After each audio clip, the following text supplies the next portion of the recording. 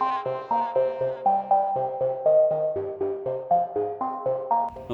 guys, welcome back. I'm your host, DV. Today we're gonna be changing the tie rod on this Chrysler Town and Country 2008. We got my breaker bar to break the nuts. We got the lug nut. We got the jack and stand to hold in place for safety. And here is the new tie rod. So I got some help today, that way I can record and he can do the job, because before, remember, I couldn't do the job with one hand. So yes, now we're gonna jack the car, put it up, and then we're gonna show you the next steps. So we got the jack up, we put the safety right there on. Now the wheel is out of the thing. You can take it out now, so we'll be ready for that. Now you're gonna take the wheel. Huh?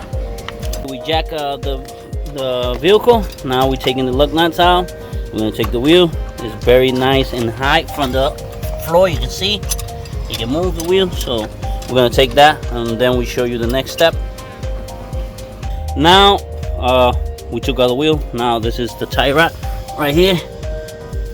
You can see it move very nice. It's not supposed to be moving like that, so easy. So now we're gonna turn the wheel and then we're gonna work on it. All right, now we're gonna take out the lug nut right here. Is holding the ball joint, and this is a breaker bar you use.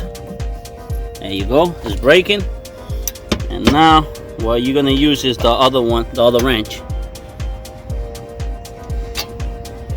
You see, you spin the wheel this way, that way you have it ready.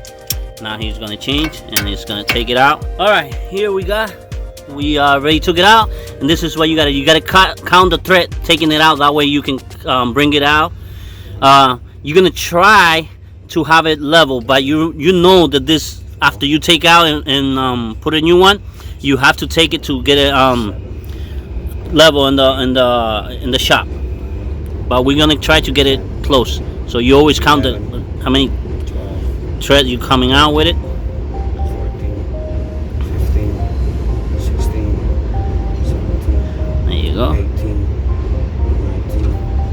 19 and quarter. Now you're gonna bring the new one. I'm gonna show you.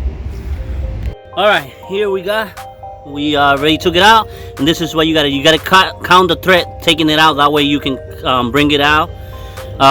You're gonna try to have it level, but you know that this, after you take out and put a new one, you have to take it to get it level in the shop. But we're gonna try to get it close, so you always count how many threads you coming out with it. 19 and quarter. Now you're gonna bring the new one. I'm gonna show you. Now we're gonna show you the old one, how it looks and how it works. Look, see how gentle he's doing it with one hand, like that simple. Now let's try the other one. Let's show you that was gone. Look, you see how hard it is? See how force you gotta put? That's right. It's needed a new one. Now we're gonna put it in. He's gonna put it in. 1. That way. 2. 3. I'm gonna let you see all the thing, but yeah, he gotta count it back to what it was, and then I'll show you the next step on that. So now you have to put it in. You have to put this in. Now he tighten that, and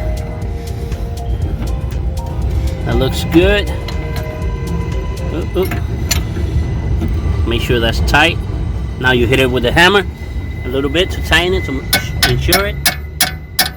That looks good enough.